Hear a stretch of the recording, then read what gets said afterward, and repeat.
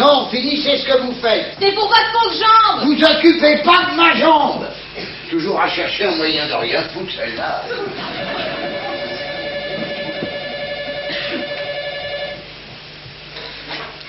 Oui?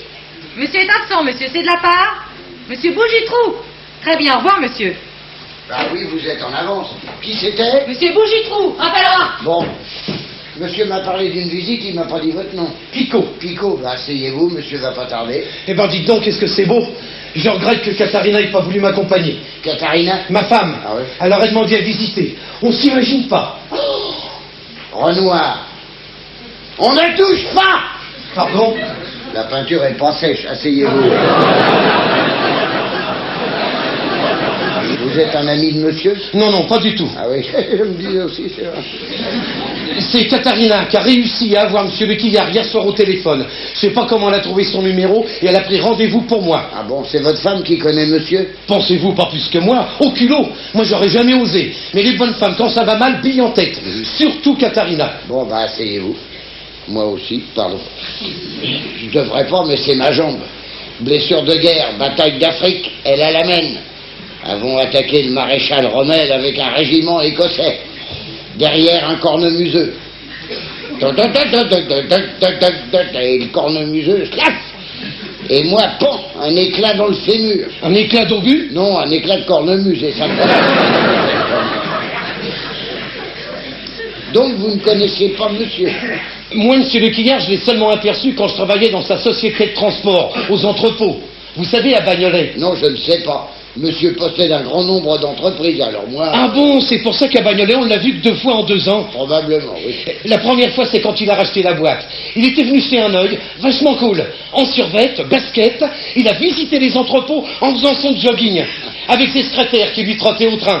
Genre Clinton, vous voyez? Ouais.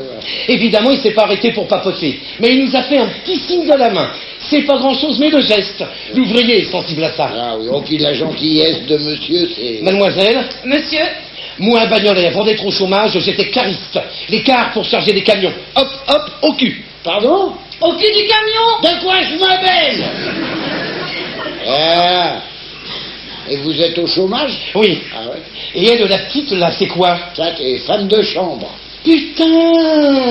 Aussi, probablement.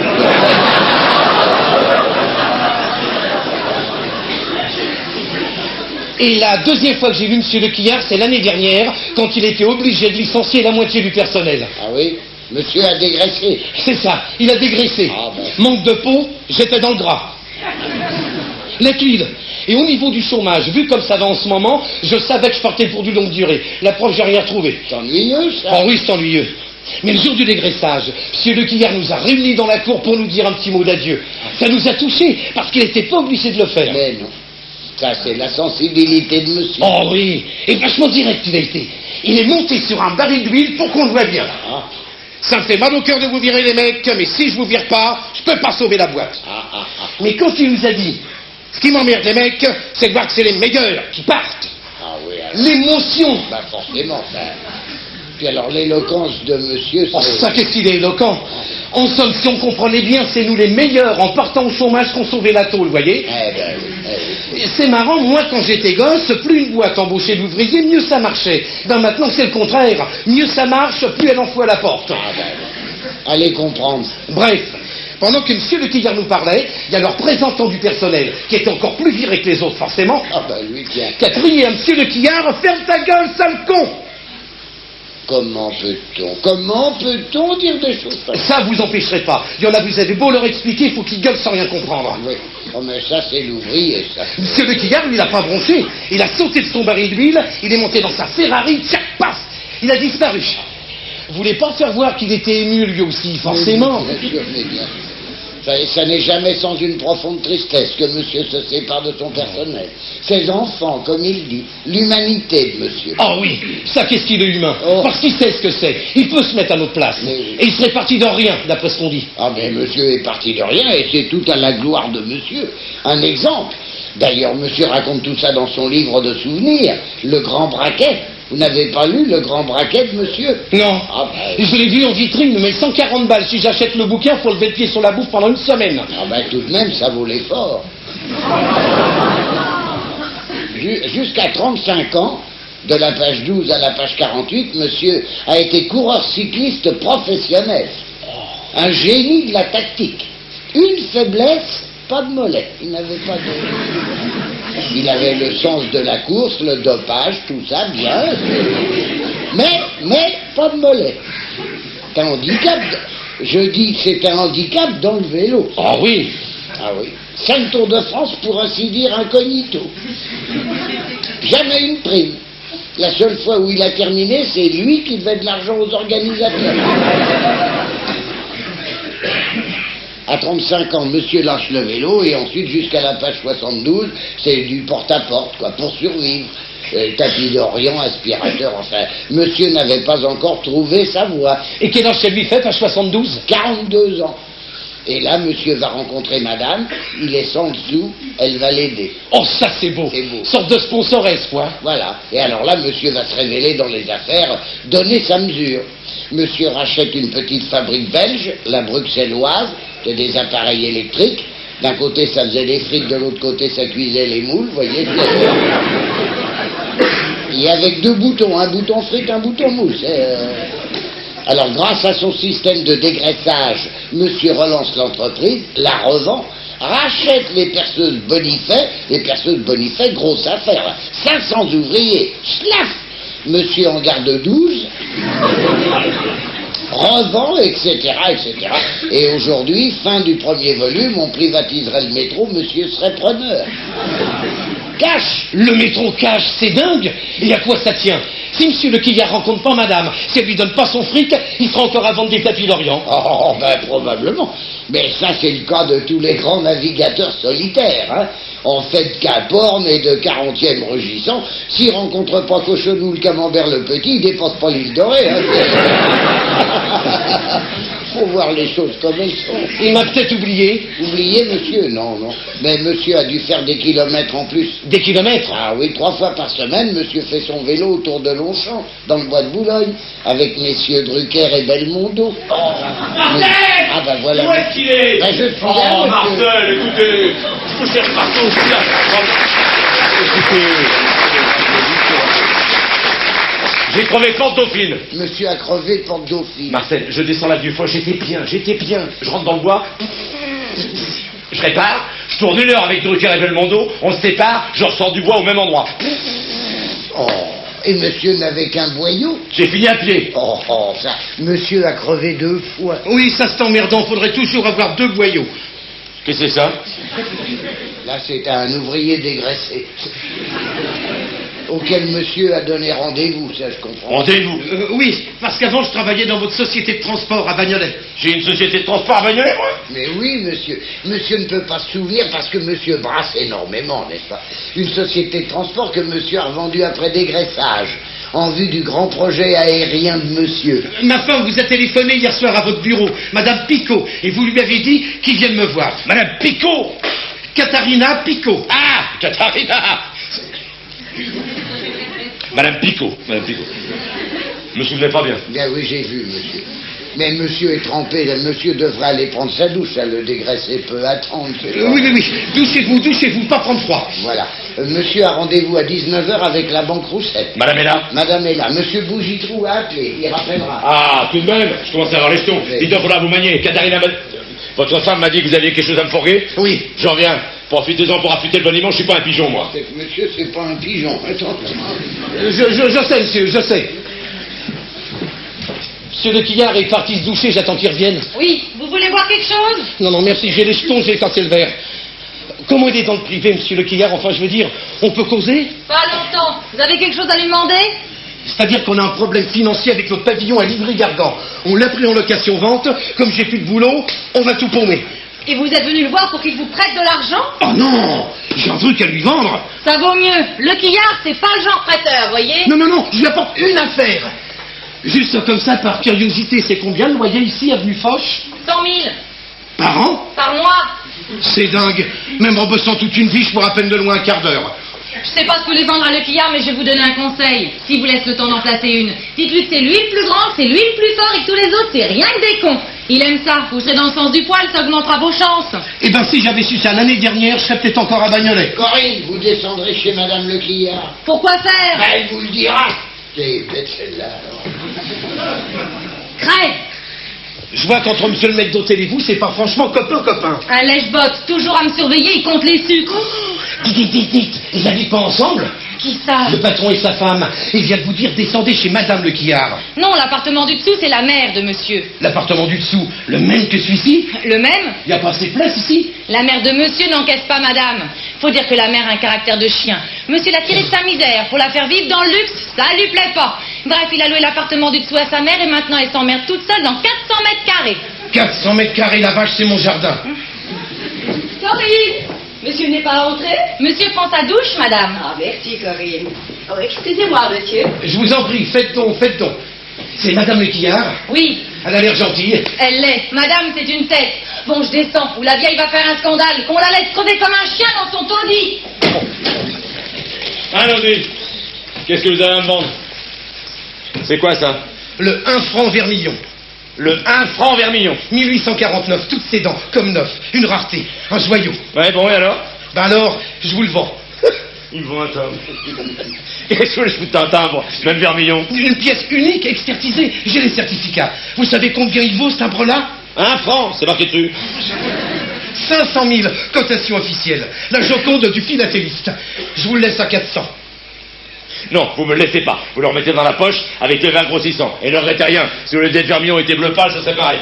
Écoutez, monsieur Lequillard, ce timbre-là, c'est un bijou de famille. On se le repasse en se disant que si un jour on est dans le besoin, on le vend. Et ben ça y est, on est dans le besoin. Et tout de suite, Katharina a pensé à vous. Comme on appelait les pompiers, voyez? Oui, je suis pas pompier. Rentrez chez vous, faites le 18. C'est venu que vous êtes mon ancien patron, monsieur Lequillard. Et que l'année dernière, vous m'avez licencié pour pouvoir sauver votre boîte. Qu'est-ce que ça vient foutre? Ah bah si! Katharina m'a dit, si toi et tes copains vous avez pas viré, il pouvait pas sauver sa boîte. Donc, il doit être reconnaissant. Reconnaissant? Voilà. Donc, il va t'acheter ton vermillon. On rêve. Reconnaissant de quoi? Quand on fout les gens à la porte parce qu'ils sont de trop, on leur est pas reconnaissant de bien vouloir s'en aller. Surtout qu'ils traitent de sales cons cause. De ça, comment peut-on Et quand les affaires reprennent, c'est pas pour acheter les vermillons. Et ça commence à faire long. Monsieur Lequillard, vous savez comment ça s'appelle une pièce comme celle-là? Non, je m'en fous. Et si Katharina Madame Machin. Picot. Et si Madame Picot m'avait dit que vous vouliez me coller un timbre, j'aurais dit de vous garder à la maison. Au revoir.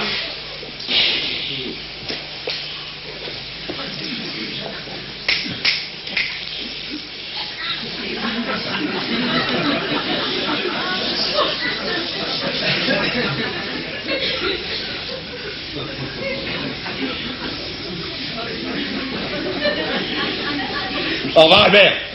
Vous connaissez mon prénom? Oui. Katharina m'a dit, il faut que tu reçoives Albert. Il y a quelque chose à te montrer. Elle vous tutoie? À vous montrer. Maintenant, il y en a marre. Monsieur Lequillard, ça s'appelle une valeur refuge. Bon, admettons, valeur refuge.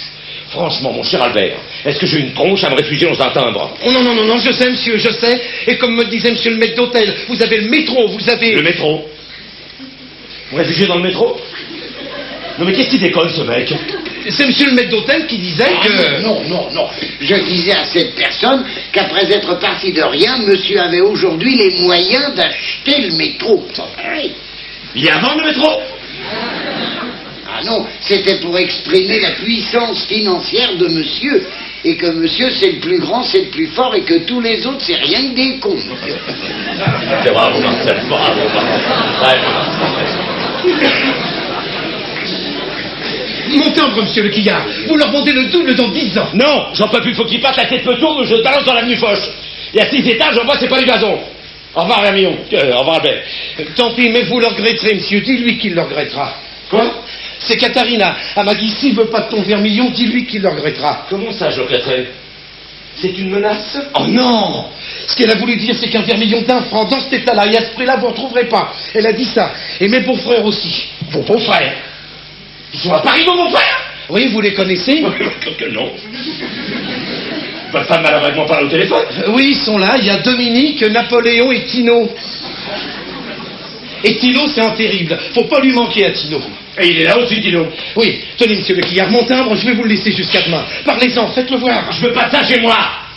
Un truc pas plat de ce prix-là, ça cesse pas chez les gens. Vous n'êtes pas les gens, vous êtes Monsieur Lequillard. Si on n'a pas confiance dans Monsieur Lequillard, alors dans qui? J'osais pas vous demander, mais ici vous n'auriez pas d'embauche pour moi? Mais Pas les non. pieds, pas le frognier. Non, frognier, Tant allez. pis, merci de m'avoir reçu Ouais, si gentiment, ouais, Monsieur Lequillard. Monsieur circule pour achever. Katharina, mais c'est pas vrai depuis le temps. Elle va pas recommencer à me merder celle-là. Qu'est-ce que je fais du vermillon? Tout est où vous voudrez, vous lui rendez quand il reviendra. Bien, monsieur. Alors, le bon des types. Vous savez qui c'est ce type? Monsieur Picot.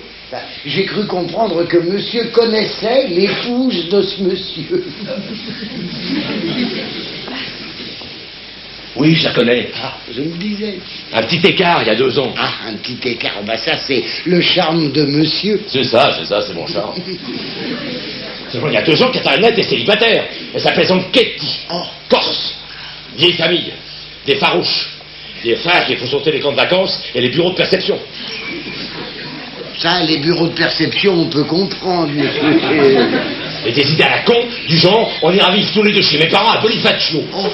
L'erreur. Rupture difficile, menace de mort.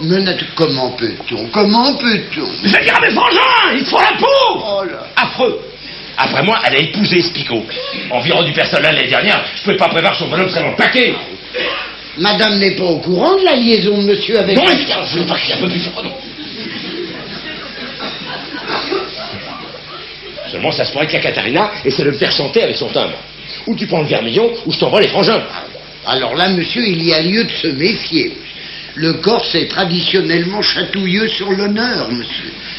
Et si les frères du petit écart de monsieur font sauter des camps de vacances, peuvent aussi bien faire sauter monsieur. Hein, c'est ça. Vous croyez? Ah ben oui, pareil. Oui, ne quittez pas, c'est monsieur Bougitrou. Allô, Bougitron, cher ami. Je suis ravi de vous entendre. Comment allez-vous? Allons, rien de grave, j'espère. Dites-moi, cher ami, on se voit toujours demain pour boucler l'affaire. Comment ça, vous n'êtes pas preneur? Vous n'achetez plus Tétinou? Une expertise? Et alors? Mes chiffres? Qu'est-ce qu'ils ont, mes chiffres? Bidon. C'est pas ça, les biberons Tétinou? La reine de mes entreprises? Mes biberons pas sains? Comment peut-on? Une escroquerie, mon enfin, cher ami. Vos experts, mais qu'est-ce qu'ils connaissent en biberon, vos experts? Et c'est maintenant que tu me dis ça, enfoiré! La veille de signer, je les engage ailleurs, moi jusqu'au cou. Porter plainte? Oui. T'essayes un peu pour voir, mon pote? Je te fais péter la gueule, moi. C'est ça, tire-toi, fous le camp, laisse tomber, pourri. J'en trouverai moins pour que toi pour les prendre, mes biberons. Va te faire foutre! Non, c'est mes biberons qui veulent pas de toi! Tocard! Et comment vont les enfants? Tant mieux. À bientôt, cher ami. C'est pas vrai, c'est pas vrai. Qu'est-ce qui se passe? Il se passe que j'avais un poids pour mes biberons, je l'ai plus. Tu vas au Tétinou? Oui. À qui? Julien Bougitrou, tu connais pas. Solide, j'espère. Un rock, mais il a des problèmes de fric, il me laisse tomber. Allons bon, tu m'as toujours dit que c'était une bonne affaire, Tétinou. Il doit être désolé. Désolé, il pleurait presque. Mais moi, je suis dans la merde. Bon, tu trouveras quelqu'un d'autre. Je sors. Je dîne au Georges V avec un Anglais. J'ouvre une nouvelle boutique dans Piccadilly. Fantastique, dis-moi, je dois te parler. Tu peux t'asseoir 5 minutes? En 5 minutes, pas plus. Pas plus. Pardon, monsieur, pour le champagne. Non, tout à l'heure. T'attends quelqu'un? Oui, Madame Roussette, ma banquière, la banque Roussette. Depuis 6 mois, mon petit cœur, je suis sur un projet fantastique. Je ne voulais pas t'en parler avant que ce soit fait. J'achète une compagnie aérienne. Une compagnie aérienne. Air Pèlerin. Air Pèlerin. Une compagnie de charter. 6 avions, les lieux saints. Les lieux saints. Uniquement. Roissy-la-Mecque, Bethléem, Fatima, Compostelle, Orly-Lourdes. Je prévois déjà 1 semaine gratuite dans le meilleur hôtel du lieu saint pour les miraculés. D'où Jésus. Exactement, on fera rien sans lui. Ça peut pas perdre, le coup du siècle. Mauvaise gestion, liquidation, je reprends tout. Compression du personnel. Plus de pilote. Voilà. Pour les avions, kérosène hors de prix, le fuel. Ils auront moins de poussée au décollage, on les aidera. Bravo. Assieds-toi. Mais qu'est-ce que j'ai à voir avec ça? Chérie, je t'explique. La banque Roussette prend 49% de l'affaire et je suis majoritaire avec les 51% qui restent. C'est clair, c'est franc, on peut pas se tromper. Magnifique. Une affaire claire et franche, ça va te changer. Je savais que ça te plairait. Après ce coup-là, l'American Airlines devient une école de vol à voile. Mais je dois faire vite. Pour bloquer le coup, j'ai été contraint de prendre une option ferme sur un terrain. Ils ont mis la barre très haut. Leur boutique vaut 500 millions, j'ai versé 200 millions là. 200 millions? Mais c'est énorme! Méfiants, ils sont méfiants. Et pour ça, j'ai vendu 4 de mes 5 affaires. Pour les 60 millions qui restent, et que je dois verser demain soir, avant 18h, je m'en sortais avec la vente de Tétinou.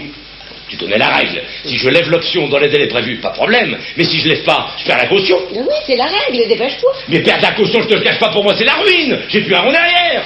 Et d'où Jésus vient de m'inspirer. Plus de bouger trop, tant mieux. Ah bon? Tu prends sa place. Je prends la place de Bougitrou? Voilà. Tu vends tes magasins. Et avec l'argent de la vente, on lève l'option. Je vends mes magasins? Exactement. Ça prendra un peu de temps, mais tes boutiques sont connues. C'est du sûr. Ils font confiance. Avant 2 ans, tu doubles ta mise. C'est pas merveilleux, ça? Non. Non. Ne me remercie pas.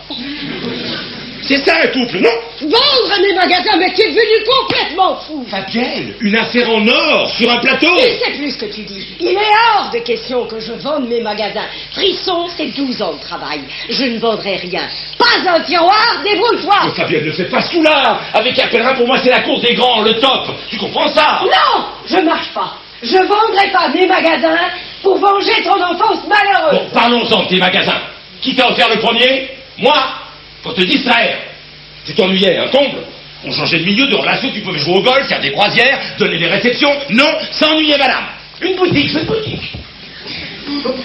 Bon, on a essayé le prêt-à-porter, la porcelaine chinoise, l'agence de voyage de luxe, ce qui t'a permis de paumer 3 comtesses dans le désert mauritanien, où elles sont fait enlever par les Touaregs. Et le pire, c'est qu'elles ne veulent pas revenir. Tout ça m'a coûté la peau des fesses, et comme ça ne se distrayait pas suffisamment, on vendait à perte, d'accord? D'accord, mais après? Après, on a plongé dans le sous-vêtement féminin, une ravissante boutique rue Rambuteau, c'était gagné. Grâce à moi, depuis 10 ans, tu joues la marchande.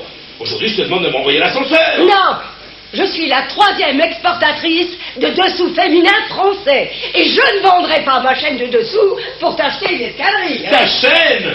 Tu vas pas comparer tes boutiques à Frofro avec le groupe Sofitel, non? Et toi? Avec quel argent tu as pu démarrer dans les affaires? Avec mes petites économies de champouineuse. Oui. Quand je t'ai rencontré, tu venais de tomber de vélo pour la dernière fois et personne ne voulait plus te ramasser. Oh, je t'en prie. Même pas ta mère qui vivait avec 3 francs par jour dans une cabane à outils à Broutigny dans l'Eure. C'est délicat de me rappeler ça. 2 lignes! Quoi, 2 lignes? Dans ton bouquin, tout ce que j'ai sacrifié pour toi. Ça fait 2 lignes, page 72. Tu as honte ou quoi?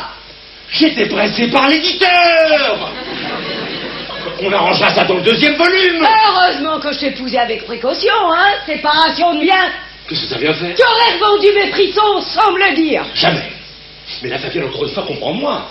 Je suis fini si tu me laisses tomber. En sacrifiant 12 ans de travail, mon indépendance, à ta folie des grandeurs, toujours plus, toujours plus. J'ai compris. Tu n'es plus avec moi, Fabienne, je le sens. C'est affreux de découvrir subitement qu'on est seul.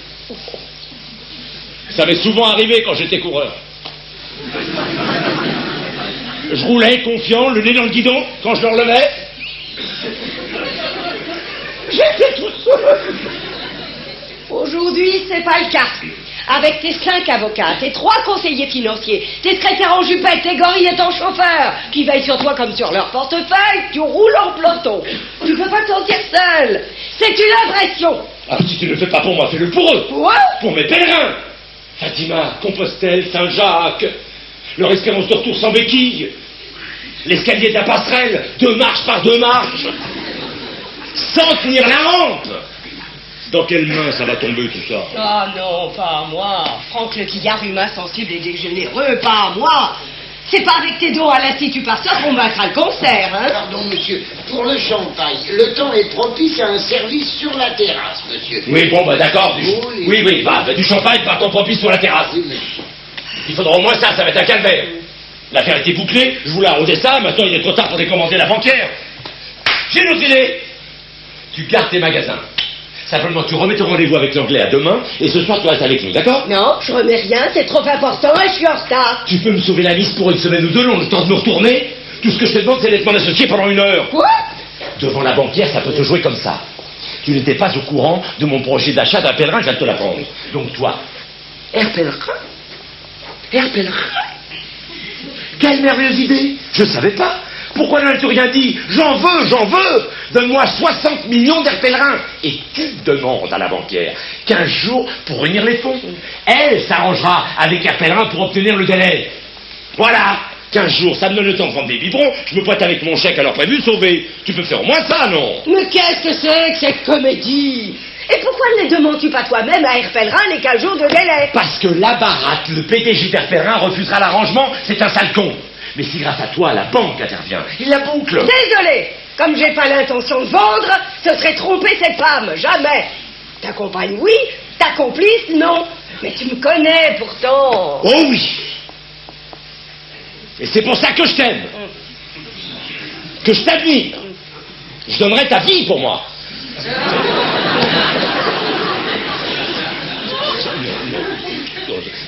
Ton honnêteté, ta droiture, tout ça. Mais tu peux faire une entorse pour me sauver la vie. Non, je ferai pas d'entorse pour sauver ta vie parce que j'en ferai pas pour sauver la mienne. Fais comme tu voudras. Mais je te préviens, si tu continues tes magouilles, je te quitte. Tu me quittes. Ou tu travailles proprement ou je divorce. Ta réputation va finir par nuire à la mienne. Choisis. Divorcer pour ça? Pour ça, je ne peux pas devenir la femme d'un homme qui ne sera bientôt plus visible qu'une fois par mois. Comment ça, visite qu'une fois par mois? En prison à Fleury-Mérogis. C'est pas possible. C'est pas possible. Ça ne va pas, monsieur. Non, ça va pas. Monsieur a dû faire trop de kilomètres. Non. Est-ce que je peux faire quelque chose pour monsieur? Oui. Prêtez-moi 60 millions. Que je prête 60 millions. 60 millions, 6 milliards de centimes, si vous préférez. que je prête 60 millions à monsieur. Pour 15 jours, 3 semaines. Ça m'ennuie de demander ça. Mais pas du tout, monsieur. Au contraire, monsieur, je suis très honoré. Simplement, monsieur doit bien penser que si j'avais 60 millions, je serais pas en train de mettre des cacahuètes dans des assiettes. C'est pour rire. C'était pour rire. L'humour de monsieur. Monsieur a besoin de 60 millions. Oui. Oh ben moi je suis pas inquiet pour monsieur. Monsieur va nous faire ces 60 millions là comme rien dans les mois qui viennent. C'est à l'imagination de monsieur. Mais les mois qui viennent, c'est trop tard. Il me le faut pour demain soir, 18h. Pour demain soir? Ah oui, c'est extrêmement court. Mais monsieur sait où s'adresser. Le Crédit Lyonnais ne refusera pas de prêter 60 millions. Voilà, monsieur, la solution. C'est ça, monsieur. Le Crédit Lyonnais. Mais le Crédit Lyonnais, c'est fini. Il n'y a plus un rond à espérer du Crédit Lyonnais. C'est fini, le Crédit Lyonnais. Oui. C'est fermé. Non, c'est pas fermé. Ils sont surveillés. Ils prennent tout le fric qu'on apporte comme avant, mais ils lâchent plus 10 balles sans réunir le conseil d'administration. Le Crédit Lyonnais. Le Crédit Lyonnais. Cette banque que monsieur comparait si plaisamment au resto du cœur. Oh. Le Crédit Lyonnais, c'était table ouverte, monsieur. Il prêtait des milliards sur simple présentation d'une quittance de gaz.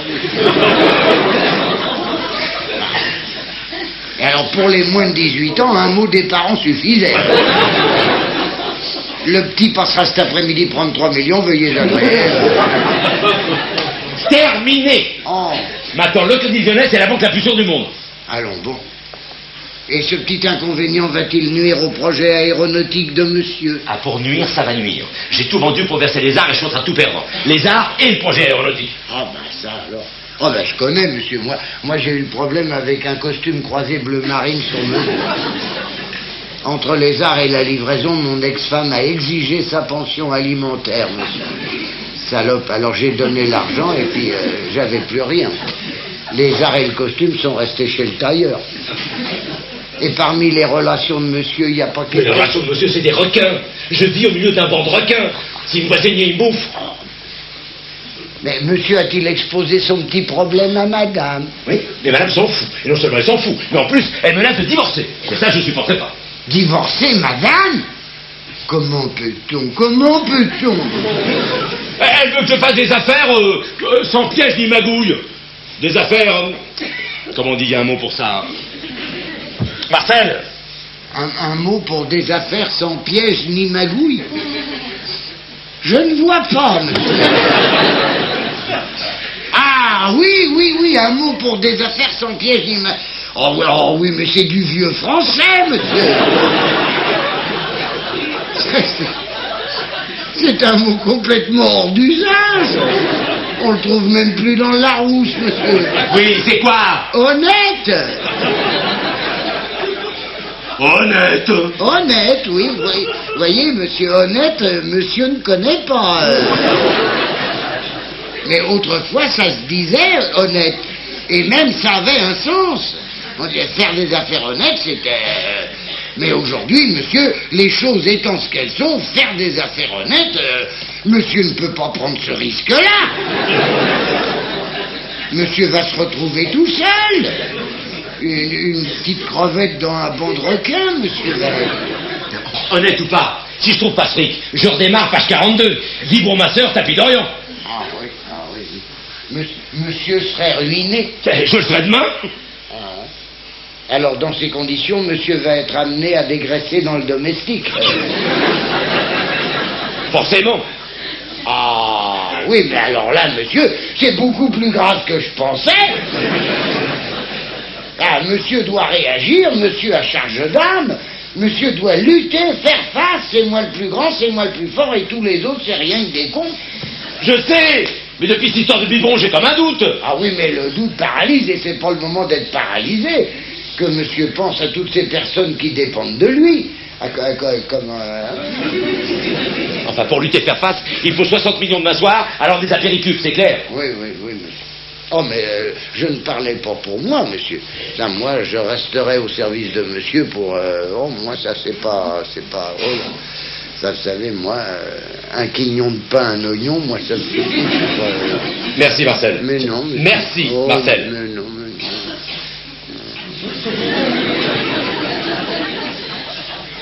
Non, moi je pensais surtout à la maman de monsieur. Oh. Si monsieur est ruiné, la maman de monsieur, que va-t-elle devenir, monsieur? Monsieur l'imagine-t-il retournant vivre à Broutigny dans l'Eure, monsieur? Finir sa vie dans la pauvreté? Comment lui expliquer ça, monsieur?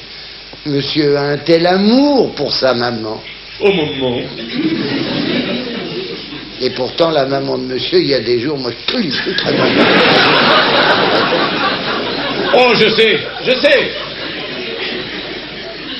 Ça, si j'avais pas autant d'attachement pour monsieur, moi, j'aurais... Elle est difficile. Ah oui, elle est pas facile, monsieur. Elle parle pas, elle aboie, alors moi, ça me fait... Bon, c'est dur, mais c'est pas le problème du moment. Non. De toute façon, il y avait que papa qui savait la faire taire. Ben, monsieur devrait user du même procédé, alors. Non. Quand papa rentrait complètement chargé, le soir, il tapait la tête de maman avec une bouteille. Je peux pas... Avec une bouteille? Ah oui. Ah oui. Mais monsieur pourrait taper moins longtemps. Marcel, attention. Attention, Marcel.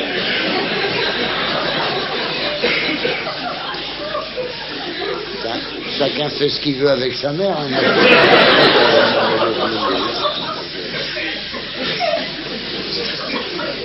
Non, puis il n'y a pas que ça, monsieur.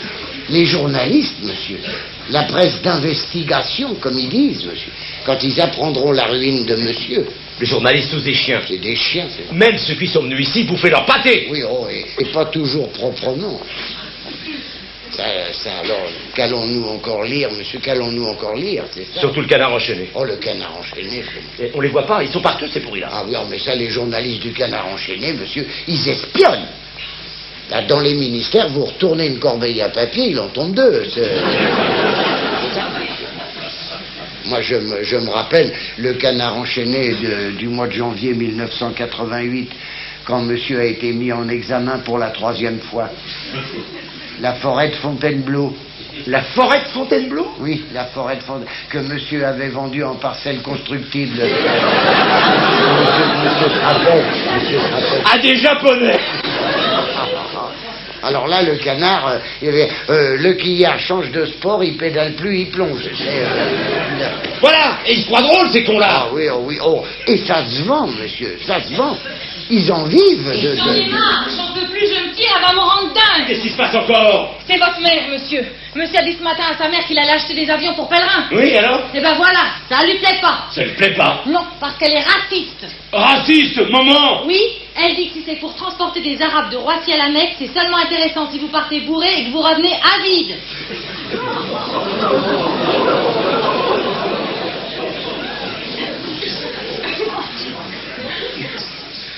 Comment peut-on?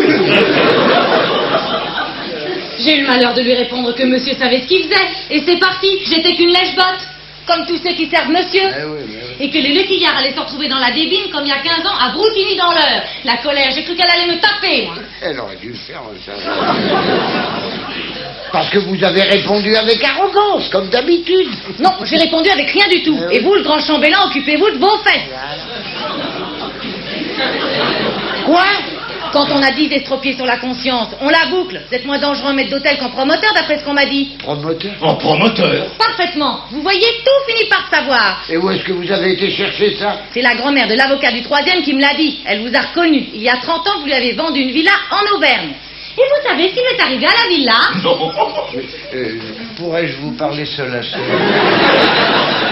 Mais bien entendu, laissez-le, mon petit. Et c'est pas tout. Demandez-lui comment il s'est émietté les os de la jambe. Je le sais. Elle a la main derrière un chronomuseux. Oui, et ben c'est pas vrai. Si, c'est vrai. D'abord, elle a la main. Ensuite, je l'ai recassé. Laissez-nous. D'accord. Mais comment peut-on? Comment peut-on? Qu'est-ce qu'elle raconte? Vous avez été promoteur? Oui, monsieur. Bravo, c'est du propre. Oui, oh, je sais, monsieur. Ben, moi, c'est par héritage, monsieur. Il y a 30 ans, grâce à un héritage, j'avais acquis en Auvergne un magnifique terrain, monsieur, pas cher, du roc, m'avait affirmé le vendeur, sur lequel j'ai fait construire 3 magnifiques villas. Au loin, les montagnes auvergnates, vue imprenable, j'avais tout vendu sur plan, monsieur. Et alors? Oh ben alors, monsieur, en fait de roc, le sous-sol était glaiseux, monsieur. Glaiseux. Glaiseux, c'était un sous-sol glaiseux. Une sorte de pâte à modeler, recouvrant des champignonnières, monsieur. Poreuses. Des champignonnières poreuses. Ah oui, oui, oui. Dans lesquelles mes 3 magnifiques villas ont disparu sous le... Un soir, à l'heure du dîner, après une pluie torrentielle, il venait de servir les hors d'œuvre et c'est... De la charcuterie, probablement. Que c'est lourd, la charcuterie. Blouc, enfin. Voilà. Si je travaille encore à son âge, c'est pour finir de payer des indemnités aux familles des victimes. Et le glaiseux, les champignonnières poreuses, vous saviez pas? Non, monsieur. Le vendeur, avec la complicité du maire, de l'architecte, du constructeur, enfin, ces gens-là, des voyous, des malhonnêtes, enfin, bref, j'ai été honteusement trompé, monsieur. Mais c'est tout pourri, ce milieu-là. Ce milieu-là. Attendez, me prenez pas pour un imbécile. Vous aviez tout de même visité le terrain avant. Ah oui, avant, j'avais visité le terrain, en compagnie de ces 3 messieurs. Et c'est quand je nous ai vus tous les 4 dans la glaise jusque-là, que je me suis permis d'interroger quand même, n'est-ce pas? Mais est-ce que le terrain ne serait pas glaiseux? Vous voyez, habilement, n'est-ce pas? Et alors c'est le maire lui-même qui m'a rassuré. Il m'a dit non, mais si c'est glaiseux dessus, c'est justement parce qu'il y a du roc dessous. Alors quand on n'est pas spécialiste en glaiseux, on n'a pas... Vous n'avez pas été vigilant. Voilà, vigilant, c'est ça. J'ai pas été assez vigilant. Alors ensuite, le juge d'instruction s'est acharné contre moi. C'était un homme du Nord, monsieur. Un juge d'instruction du Nord? Oui, monsieur. Je connais. Monsieur connaît. Alors ça, les juges du Nord, c'est des pervers. Oh! Des pervers. Puis alors le mien, surtout ce qu'il voulait, c'est passer à la télé. Comme ses collègues, quoi. Il voulait faire le 20h. Avec la Chazal pour... Alors c'est quoi votre histoire de jambe? Ah ben ma jambe, alors je me la suis recassée un soir que j'étais venu consoler mes sinistrés. Alors je marchais sur le toit de mes maisons qui étaient au ras du sol. Et alors dans l'obscurité, j'ai pas vu une grande cheminée parce que j'avais fait construire avec chaque maison une grande cheminée pour qu'ils puissent cuire les bœufs et les châtaignes, vous voyez, comme ça se fait encore en Auvergne. Ah oui. Et alors j'ai pas vu la chef, monsieur. Je suis tombé dans un living au milieu d'une famille, monsieur. Par la cheminée, je me suis écrasé dans l'âtre, monsieur, sur des chenets. Oh, c'est douloureux le Ah oui, chenet. et puis le chenet auvergnat, c'est... le feu était pas éteint, alors ça a été... Alors évidemment, mes sinistrés, pas contents. À 4 mètres sous terre, ils voyaient plus les montagnes auvergnates. Hein. C'était... Il n'y a que les enfants, ça, quand les enfants m'ont vu arriver par la cheminée. Petit papa Noël, enfin, tout ça, donc c'était charmant. Et c'est là que vous êtes rebrisé votre pauvre jambe. Et c'est là que je me suis rebrisé ma jambe. Alors monsieur peut comprendre avec quelle joie je suis entré au service de monsieur des années plus tard. Pour moi, ça a été comme une sorte de revanche, vous voyez. De revanche? Ah oui. Après avoir été l'innocente victime des hommes d'affaires, j'ai vu monsieur faire des affaires avec des gens de la haute finance, monsieur, des cerveaux de l'ENA, des gens beaucoup plus intelligents que moi, mais qui n'étaient pas beaucoup plus vigilants. Les cerveaux de l'ENA, c'est pas plein de vigilance. Ça alors, des coups magnifiques que monsieur a réussi et qui ont été pour moi comme une sorte de je vous dis, de... Oh, magnifique. Ah, si, magnifique, monsieur, la compagnie biterroise des eaux. La compagnie biterroise des eaux. Oui, que monsieur a revendu 2 fois. Oui, ça c'était... Ah oui, ça, la biterroise, monsieur l'a revendu 2 fois, sans l'avoir acheté, monsieur. C'est ça, c'est intéressant, ça. Alors moi je pense qu'après des succès pareils, nous devons nous montrer confiants, monsieur. Et si ce soir monsieur espère obtenir quelque chose de la banquière, monsieur va devoir s'employer à fond. Oui, parce que la scène va pas être facile à jouer. Mais la scène, oh oui, mais monsieur est un grand acteur. Arrêtez. Ah si, ça. Monsieur pourrait faire du cinéma. Ah oui. Vous croyez? Oh ben oui alors. Non, vraiment. Ah oui, avec un bon metteur en scène.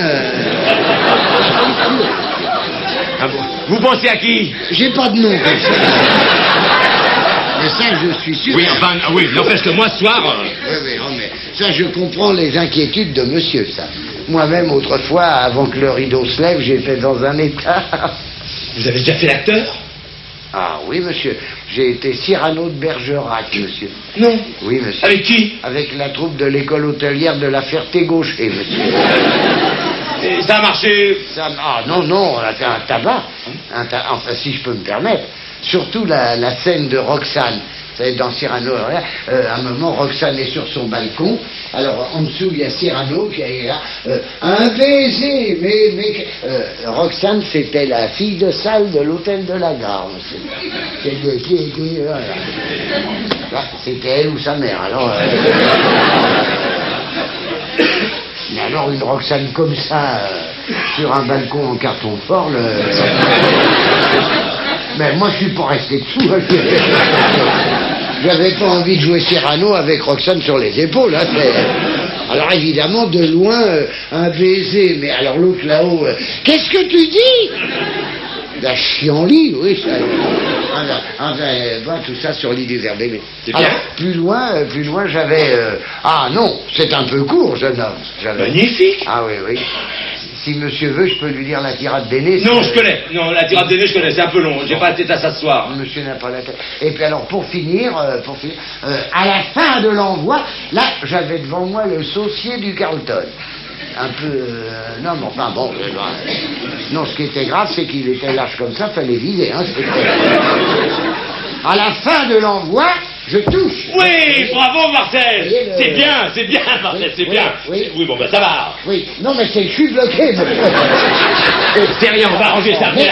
Corinne, un petit massage, ça va partir, c'est pas le moment de rester à l'équerre. Qu'est-ce qu'il a? Il s'est fendu, redressez-le. Oh. Il joue dans 1 heure. Oh. Alors, ça ira? Ça ira, j'espère, monsieur. Si monsieur est d'accord, pour l'Australie, j'arriverai de Sydney. Ça bien? Sydney. Nous avons aussi Melbourne et Adélaïde, si monsieur préfère. Non, Sydney. Sydney. Bien, je me suis renseigné. Madame Roussette, la banquière, ne connaît pas l'Australie. Elle n'a jamais foutu les pieds, elle sait même pas où c'est. Ah, bien. Mais quand même, j'ai le tract. Marcel, Oh ben. quand on a joué Cyrano de Bergerac, on peut jouer un milliardaire australien. Oui. On vous demande pas de parler en vert. Non, monsieur. Avec un faux nez. Non, monsieur. Asseyez-vous. Oui, monsieur. Et arrêtez de m'appeler monsieur. Oui, Non, vous ne m'appelez plus monsieur, vous m'appelez... je vous appelle Franck, parce que je vous ai connu enfant. Ainsi que votre papa. Et votre chère maman, que nous aimons tant.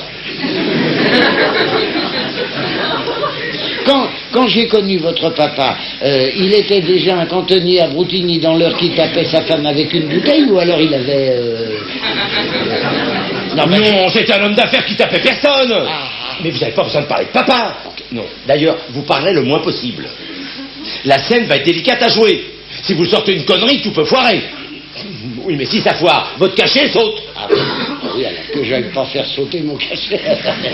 Levez-vous. Enlevez ça. Ah. Voilà. Et mettez ça. Oh, mais c'est le blazer de monsieur. Ouais. Puis-je dire à monsieur combien je suis honoré de participer aux affaires de monsieur? Mais pas du tout, c'est moi qui vous remercie. Oh non, monsieur. Asseyez-vous. Oui, monsieur.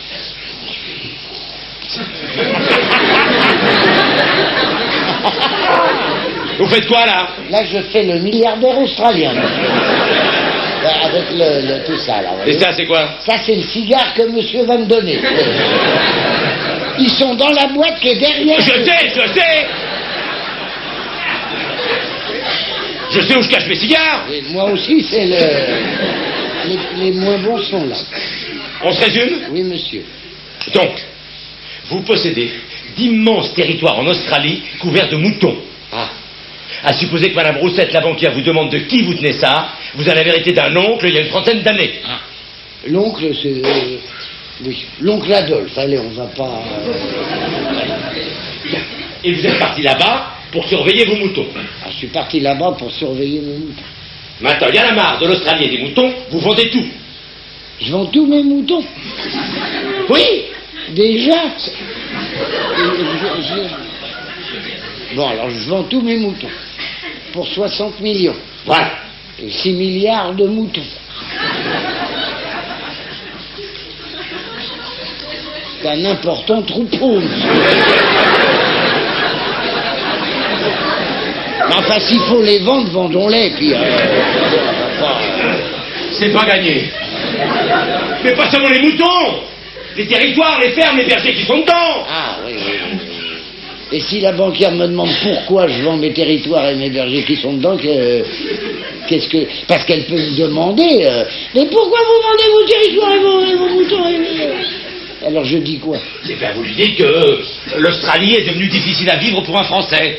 Que les Australiens vous font la gueule. Et que vous trouvez plus de 5 millions dans les supermarchés. Ah, ça, c'est une bonne raison pour quitter l'Australie.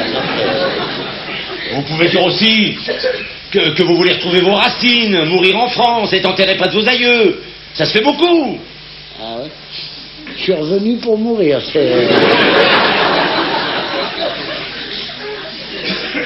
Et je vais être enterré avec mes aïeux dans des racines.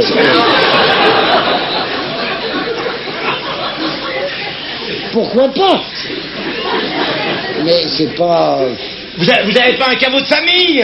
Un caveau... Ah oui, nous avons un caveau de famille à Vernouillet. Eh ben!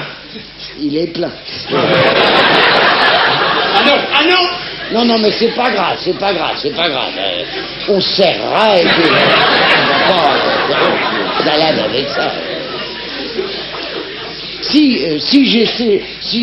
j'ai séjourné longtemps en Australie, peut-être pourrais-je m'exprimer avec une légère pointe d'accent anglais, pour donner plus de vérité au personnage. D'accent anglais? Oui. Pourquoi l'accent anglais? Parce que les Australiens parlent anglais. Parlent anglais, les Australiens? Ah oui, monsieur. Quand les Français explosent sur l'atoll, les Australiens traversent les rues d'où je viens, Sydney. De Sydney, avec des banderoles. Français, go home. Et ça, go home, c'est de l'anglais. Oui. Bon alors, qu'est-ce que ça donnerait avec la pointe d'accent anglais? Alors avec la pointe, alors je peux vous faire...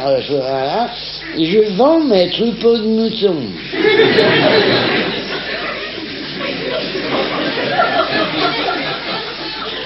Mes troupeaux de moutons, madame. Ou alors, je vous fais, voilà, mes troupeaux de moutons, je vends.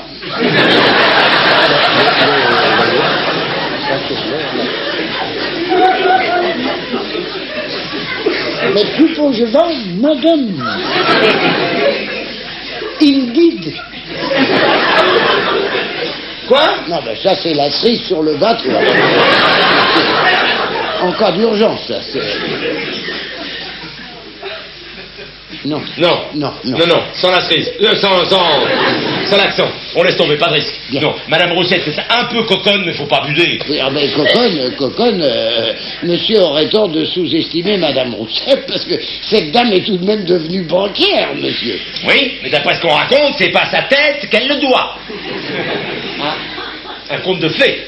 Elle a démarré vendeuse dans une maroquinerie boulevard de Courcelles.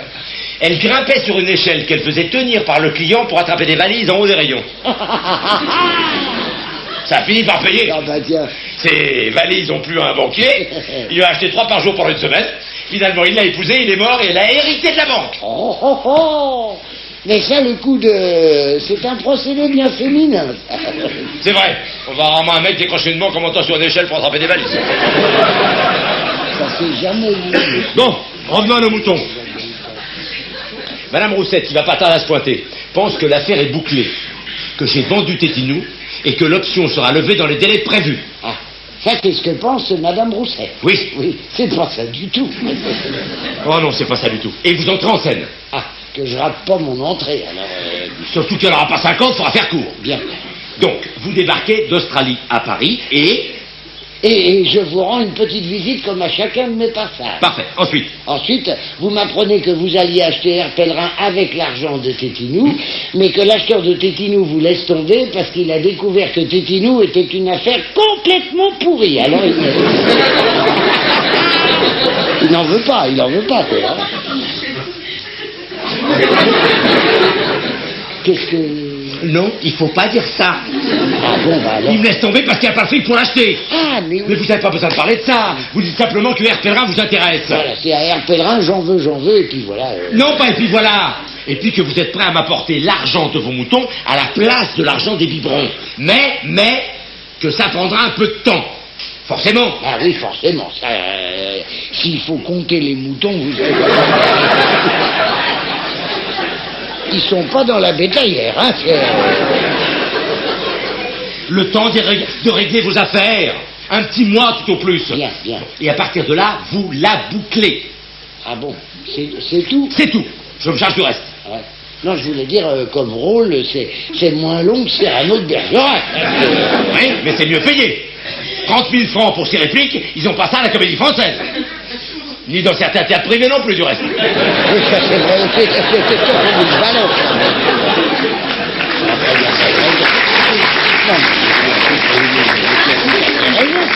Si on leur dit pas. Bien, oui, moi je suis cher, mais à la différence des acteurs de la Comédie Française qui jouent tous les jours, moi je ne vais avoir qu'une représentation.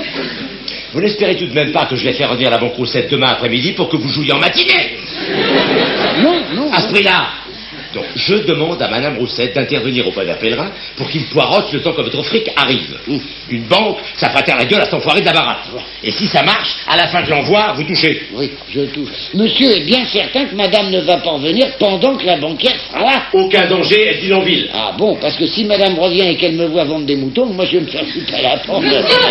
En dessous, ça va mal. Votre mère est fâchée. Fâché. Vous auriez pas dû la mettre dans la confidence, qu'il allait jouer les milliardaires et tout ça. Je lui dis ça pour la rassurer. Lui dire que tout allait s'arranger car qu'on n'a pas Baudigny. Et puis surtout, pour qu'elle monte pas pendant la visite de la banquière. Justement, c'est ça le problème. Quel problème? Maniez-vous, la banquière arrive. Le problème, c'est que vous avez dit à votre mère que Marcel allait toucher un petit quelque chose pour sa complicité. Sa complicité de quoi? Si pour tirer de l'argent à la banquière, vous le faites passer pour un milliardaire, c'est un genre d'escroquerie. Il est complice d'une escroquerie. Eh ben, et vous qui allez toucher un petit quelque chose pour faire semblant de pas me connaître, vous êtes complice aussi. Imbécile, elle est bête alors. Ivrogne. Pétasse, elle m'énerve. Bref, votre mère sait que Marcel et moi, on est corrompus. Corrompu? Corrompus. Indignée, elle est. Voir son enfant, la chair de sa chair, tomber dans la corruption, elle dit que c'est dur pour une vieille maman. Mais je corromps personne. Vous me rendez service, je vous fais un cadeau. C'est normal. C'est courant. Il n'y aurait pas ça, il y aurait la moitié de sang giratoire et de piscine municipale. C'est ce que je lui ai dit. Alors elle m'a dit que si c'était courant, il n'y avait pas de raison. De quoi? Il n'y a pas de raison pour qu'elle soit pas corrompue comme tout le monde. Qu'elle n'ait pas senti quelque chose, elle aussi. Quoi? Parce qu'elle aussi, elle va vous rendre un drôle de service. Maman. Oui, elle montera pas pendant que la banquière sera là. Mais si elle n'est pas corrompue convenablement, elle se pointe pendant la réunion et demande à Marcel pourquoi il s'y descend pas lui servir sa soupe. Quoi? Au lieu de se vautrer comme un feignant sur le canapé. Pas ça. Si monsieur connaît sa mère, elle le fera. La banquière comprendra qu'on est en train de l'arnaquer et elle s'en ira. Je rêve. Mais que, évidemment, si elle est corrompue et en billets de 500, elle restera devant sa télé à regarder le juste prix. Du chantage. Une mère qui fait chanter son petit. Comment peut-on? Non, c'est pas possible pour maman. Je vais pas corrompre maman. Moi, je crois qu'il vaudrait mieux. Monsieur devrait corrompre. Bon, corrompons donc. Vous ouvrirez à la banquière et vous descendrez dire à maman que c'est l'accord. Qu'on réglera ça demain matin. Ok. Vous connaissez beaucoup de mères qui se font lurer comme ça avec leur fils? Ah non, monsieur. Quand je pense à l'enfance de monsieur, N'est-ce pas? entre un père brutal et une mère dénaturée, monsieur. Et même avec des parents pareils, monsieur aurait pu mal tourner. Monsieur pouvait sombrer dans le crapuleux. Ça pouvait, ça. C'est elle. C'est elle. C'est la banquière. Allons-y. C'est elle. Qu'est-ce que vous faites? Je sais plus d'où je viens.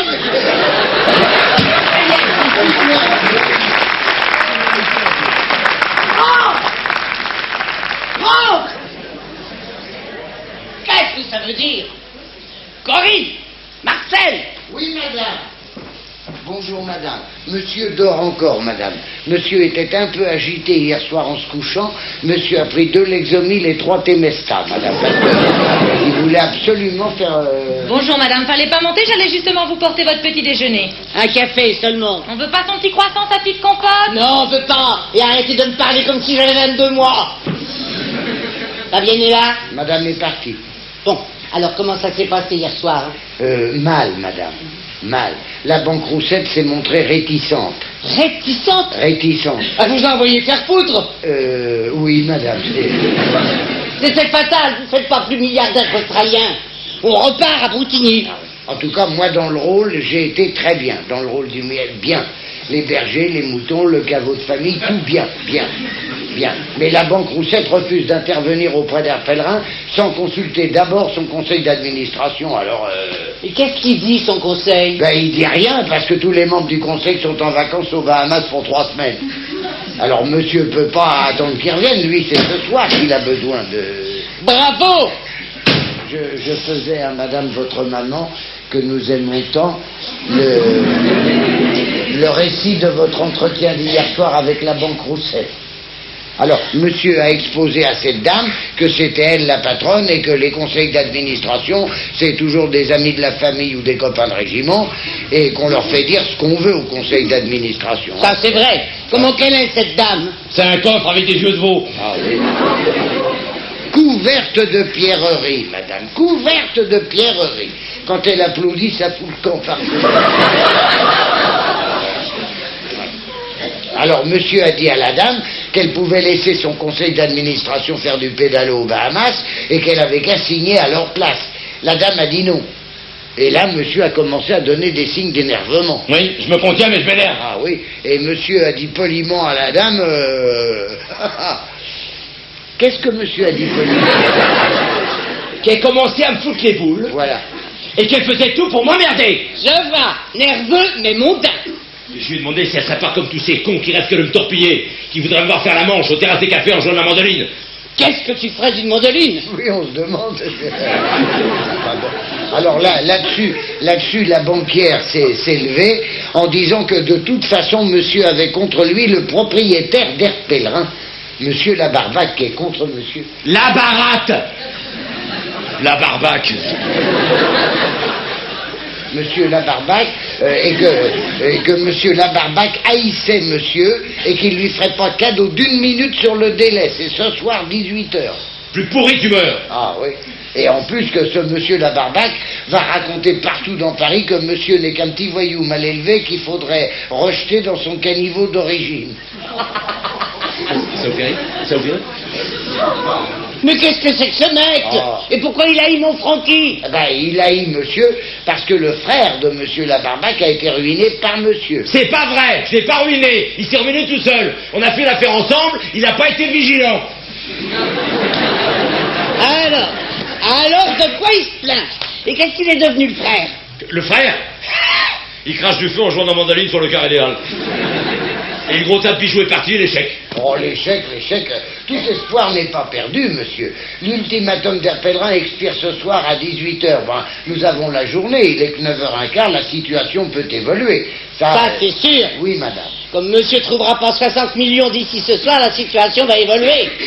Quand les créanciers qui fermaient leur gueule vont apprendre que le plus grand, le plus fort n'a plus le sou, ils vont se ruer pour récupérer ce qu'ils peuvent et la situation évoluera. Il y aura une vente aux enchères, une tombola et tout sera bazardé.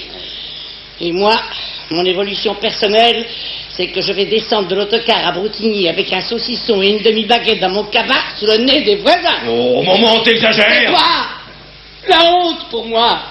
C'est dur, tu sais. La pauvreté, ça se supporte à condition de ne pas en sortir.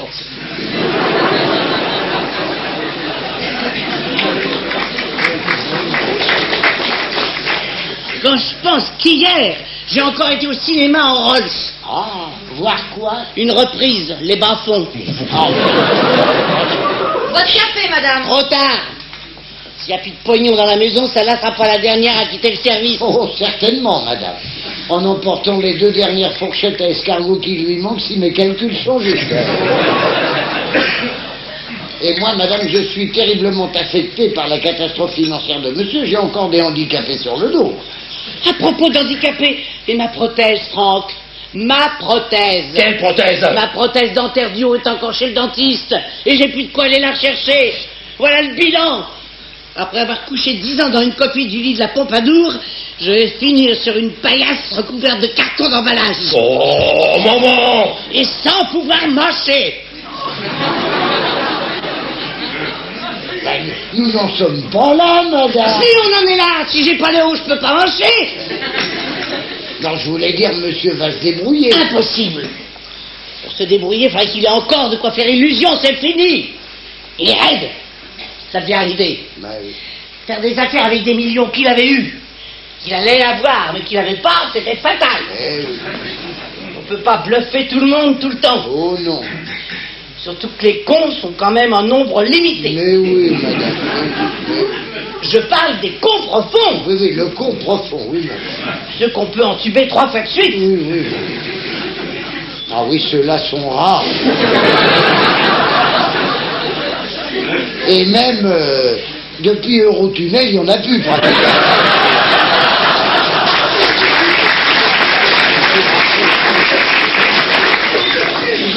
Ils ont tout raflé. On peut pas dire que Franck ressemble à son père. C'était pas un ambitieux, Gustave. Un modeste, c'était un effacé. Ah, ça, pour être effacé, il était effacé. Quand il est décédé, la mairie croyait mort depuis 20 ans. Toute une vie à la voirie de Broutigny, sans devenir cantonnier titulaire. Ah oui, c'est un exemple. Alors, on le voyait plus souvent appuyé sur le manche de son balai qu'en train de pousser des feuilles. Un vrai fonctionnaire. Monsieur peut être fier de son papa. Et pour finir, il portait sa paye au bistrot. Peut-être, mais au moins c'était sa paye à lui. Et un peu brutal parfois, si je peux me permettre. C'est vrai. Il avait le Beaujolais larmoyant, mais le Côte du Rhône agressif. Mais voyez sa façon, il nous aimait. Il voulait que Franck devienne quelqu'un. Qu'on parle de lui. C'est gagné. C'est pas de ma faute. Ce tas de tuiles qui me tombe sur la tête, c'est la faute à son foiré de Bougitrou. D'ailleurs, c'est pas clair. Quoi donc? Ça fait 2 mois qu'il a le dossier Tétinou entre les mains, Bougitrou. Et alors? Alors, il avait largement le temps de voir les petites malices qu'il y a dans le dossier avant hier soir. C'est un vigilant, lui, Bougitrou. Il l'a forcément épluché dès le premier soir, le dossier. Il y a des malices dans le dossier? Des bricoles! J'ai un peu ensoleillé les bénéfices et chiffres d'affaires. Comme ça se fait toujours. Ah bon? Ah bon, mais sans ça, tu vois rien. Marcel, expliquez-lui. Ah oui, ça, madame, il faut toujours ensoleiller. Moi, si j'ai construit des villas sur du glaiseux, c'est parce qu'on m'avait ensoleillé le terrain. Qu'est-ce qu'il était ensoleillé, mon frère? Admettons. Mais si ton bougie-trou a vu les malices, c'est pas étonnant qu'il laisse tomber tes biberons. D'accord, mais pourquoi à la dernière minute? Ça fait 2 mois que je ne crois pas pour le faire signer. Il est en vacances, il vient de sortir, il n'est pas rentré. Il a perdu son stylo. La vérité, c'est qu'il m'a trimballé. Pourquoi il m'a fait ça? Il y a une raison. Mais ce qui est sûr, c'est que moi je vais filer 200 millions d'argent frais à Air Pèlerin. Ça a l'air quinqué. Ils ont plus besoin de vendre. Ils vont décoller. Racheter Air Inter. Avec Air Inter, ils décolleront pas. Hein.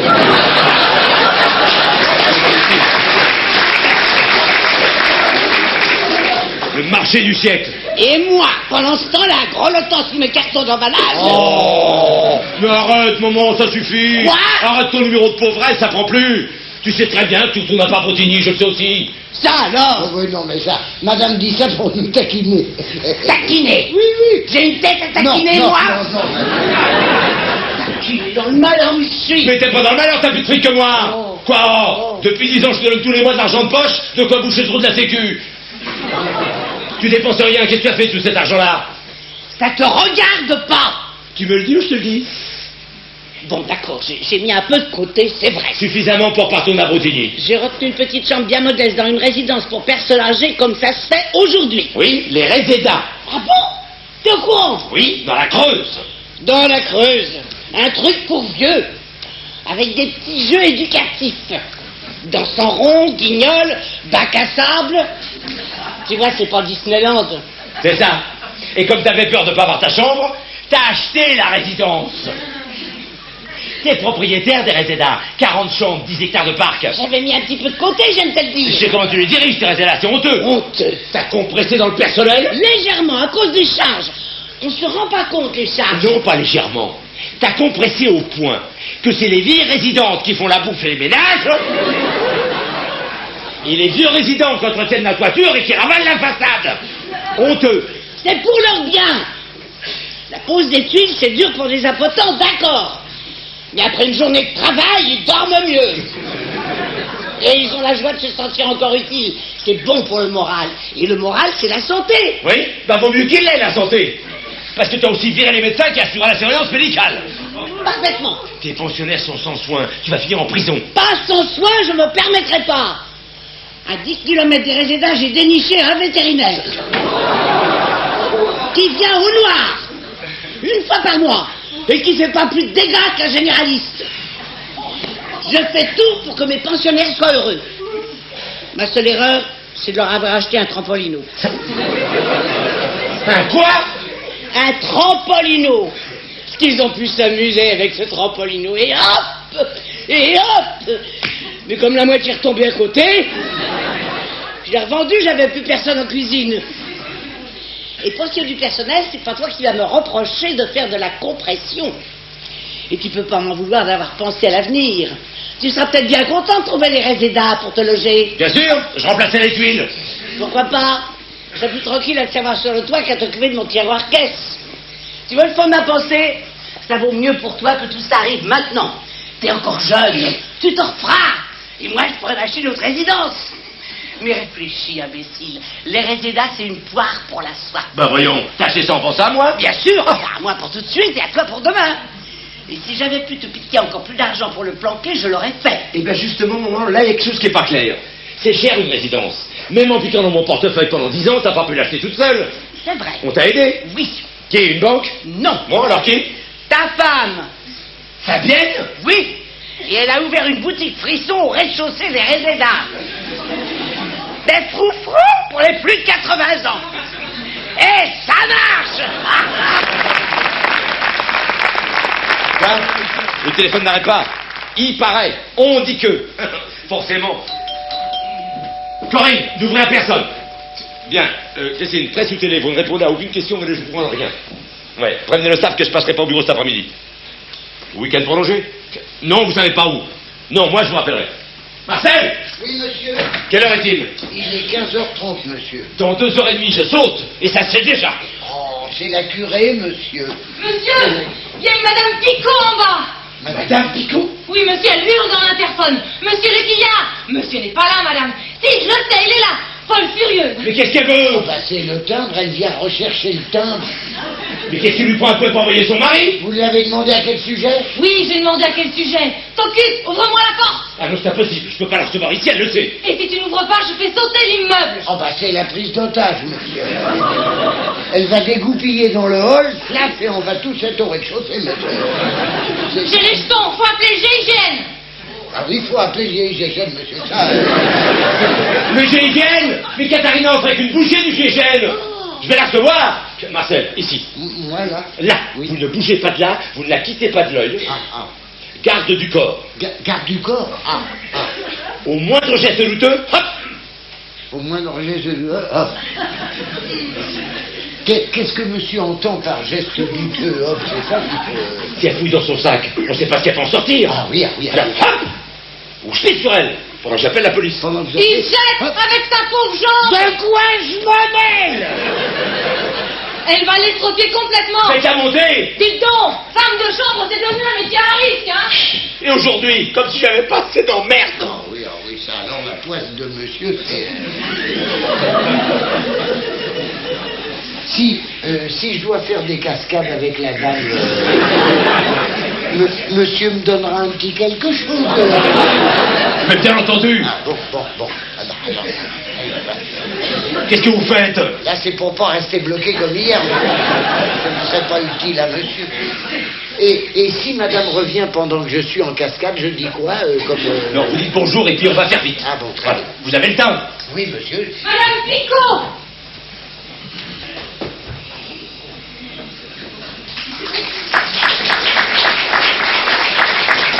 Ah, savez-vous io che era qui mi planchi caro?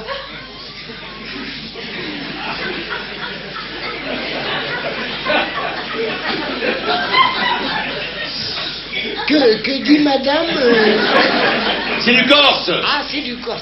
Elle dit qu'elle est ravie de me voir. Ah, ils font cette tête-là quand ils... Mais moi aussi, Katharina, ça me fait très plaisir de te revoir. Ça sent aux yeux. Permets-moi de te présenter mon ami Loriot, Madame. professeur de karaté. À la retraite. Ah oui. Mais, toujours vaillant. Mais toujours vaillant, ça. Me prends pas pour une conne, c'est le maître d'hôtel. Alors qu'est-ce que... Bon, qu'est-ce qui t'amène? Je viens pour mon timbre. Marcel, rendez le timbre. Non, je suis pas venu pour que tu me le rendes, je suis venu pour que tu me le payes. Te le payer? Mais j'en veux pas de ton timbre. Ah bon? T'as changé d'avis?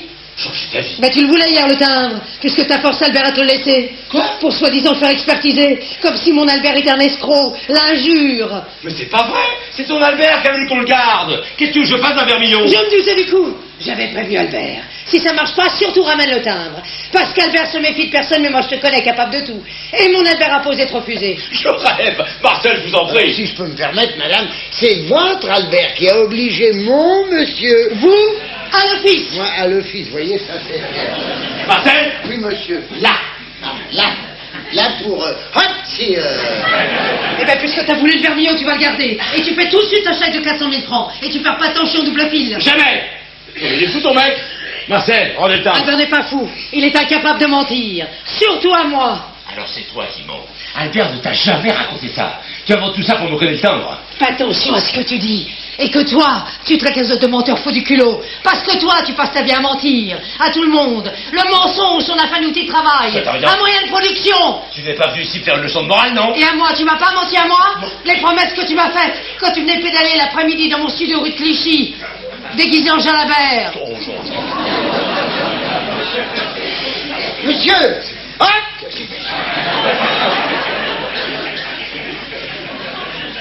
Que tu faisais croire à ta femme que t'allais tourner autour de Longchamp avec Drucker et Belmondo. Et alors? Ils te dans le coup aussi, ces deux-là. Et que t'allais divorcer pour refaire ta vie avec moi. Tu me l'as pas promis juré, ça? Peut-être. Mais les circonstances, hélas, ne m'ont pas permis de réaliser ce rêve enchanteur. J'en ai souffert autant que toi, crois-moi, Marcel. Hop! Non, c'est pas... Non, c'est pas là. Oh.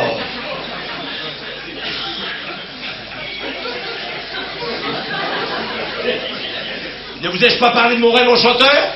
Le rêve enchanteur. Ah oui, le rêve enchanteur de monsieur. Ah oui, le rêve enchanteur de monsieur, c'était d'aller vivre sur l'île de Beauté.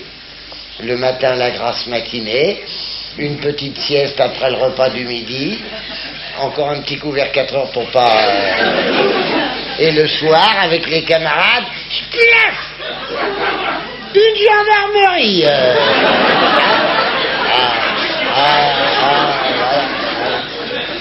C'était ça le rêve enchanteur de monsieur. Voilà. Alors calme-toi, on va te rendre ton timbre. Non, tu me le rends pas, tu me l'achètes. Ou je passe le contentieux à Tino. À Tino, oui. Et lui qui a ses promesses. Quand il a dans la tête de finir quelqu'un, il finit. Tu connais son cursus à Tino. Non. Ça t'inquiéterait. Tu sais comment on l'appelle au pays Tino? Non. La gâchata.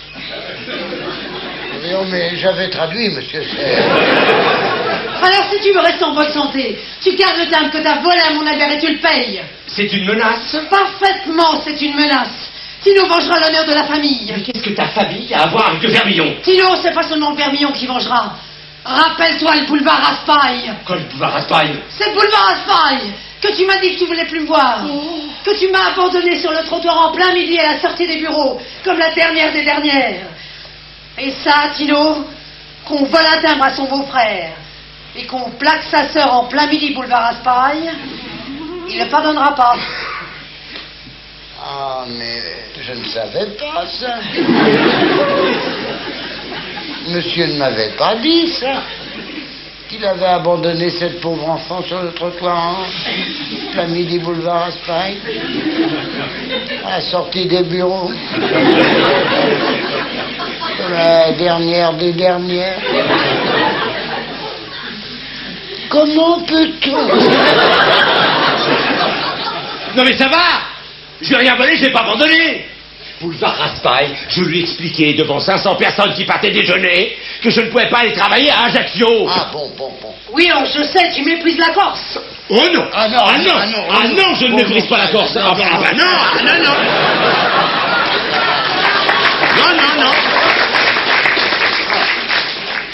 Qu'ils n'aillent pas croire ça. Pas en ce moment, monsieur.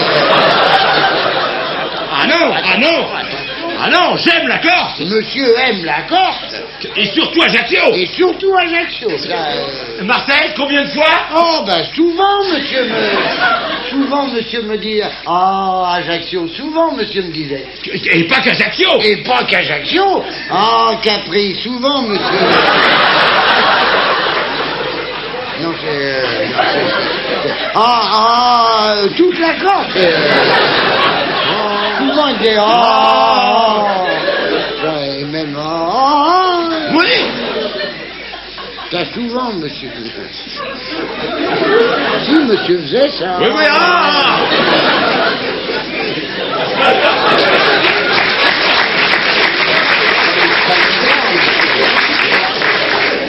Mais j'ai mes bureaux rue Lafayette dans le 9e arrondissement. Et alors? On a le fax en Corse. Quand on aime, on faxe. Ah, ça, c'est à De retenir. toute façon, c'est parti. Si t'achètes pas le timbre, c'est la vendetta. Tu vas te retrouver baignant de ton sang. Mais tu sais plus ce que tu dis. Et Tino sait plus ce qu'il fait. C'est démodé la vendetta. Démodé, la vendetta. Alors tu te fous de nos traditions?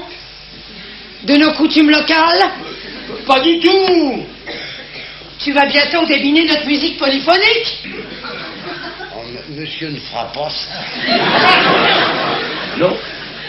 Mais ça commence à faire long. Marcel, rendez le timbre, accompagnez madame. Tu me fais jeter à la rue? Oh, arrête, on ne te jette pas. On te raccompagne. De force? Oui, si c'est nécessaire. Oui, si c'est nécessaire. Ben, si c'est nécessaire, on le fera.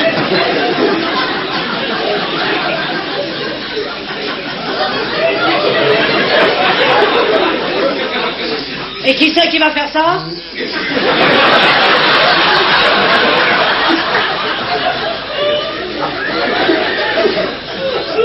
Hein? Qui c'est qui va faire ça?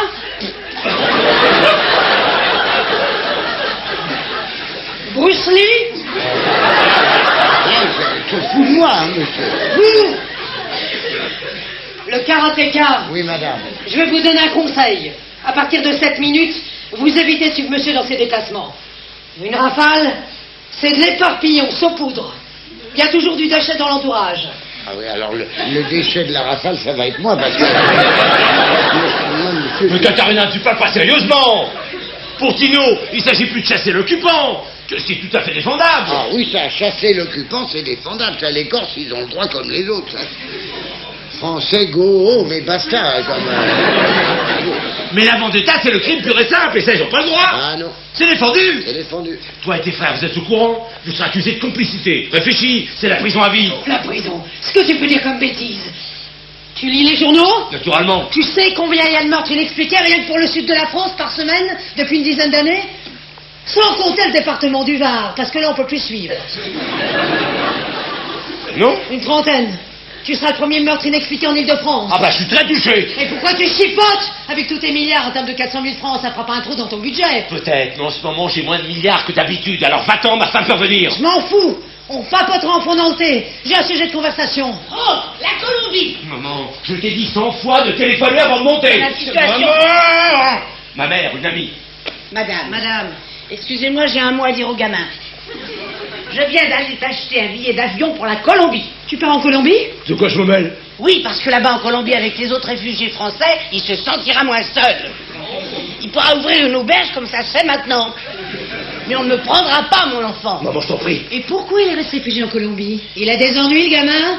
Maman, redescends chez toi, je vais te voir tout à l'heure. Des ennuis. Complètement ruiné, vous appelez ça des ennuis? Ruiné? Mais croyez-moi, tant que je serai vivante, il jouera pas de mandoline. On déménage. Qu'est-ce que j'entends?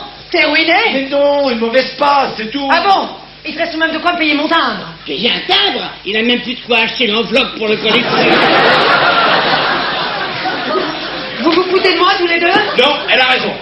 Avant l'État ou pas avant l'État, tu ne tireras pas en moi. Tu n'auras pas 100 balles à prêter jusqu'à demain? T'essaies encore de me bluffer pour tirer des pattes. Mais non, tu pourras le vérifier en lisant les journaux du soir. Katarina, ici la situation est désespérée. Dans moins de 2 heures, je ne pèserai plus 1 centime. Alors prends ton timbre, va le vendre dans une maison spécialisée, je ne peux plus rien pour toi. Je ne peux plus rien pour personne. Dans une maison spécialisée m'en donnant le quart de son prix, je ne sauverai pas mon pavillon. Si je peux me permettre, Quoi? j'ai une idée qui peut peut-être arranger tout le monde. Ah oui, ce serait bien ça. Madame doit savoir que monsieur a été honteusement trompé par monsieur Bougitrou. Trahi. Trahi par monsieur Bougitrou. Si monsieur Bougitrou avait acheté Tétinou comme il avait promis de le faire, monsieur aurait aujourd'hui assez d'argent pour vous acheter une collection de vermillons de toutes les couleurs, madame. Et votre pavillon serait sauvé. Oui, et même au prix où Madame Bonsétane, elle peut prendre le château de Versailles en location-vente. Ah, facilement. Alors tout ça, ce serait de la faute à ce Bougitrou. Oui, madame. Et il y a plus grave. C'est qu'en se conduisant comme il l'a fait, monsieur Bougitrou a porté atteinte à l'honneur de monsieur.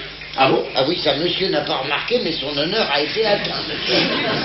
Ça c'est vrai que question honneur, le client en prenne un coup. Ah oui, ça. Et madame, qui est d'un pays où l'honneur est une spécialité, avec la musique polyphonique, madame peut comprendre que monsieur ne peut pas laisser passer ça. Une atteinte à l'honneur, un carnage, on ferait chez nous. Eh bien, tout peut s'arranger si l'honneur de monsieur est vengé avant l'honneur de madame. Mais expliquez-vous. Si monsieur Bougitrou est menacé d'une vendetta, il achètera Tétinou dans l'enthousiasme, monsieur.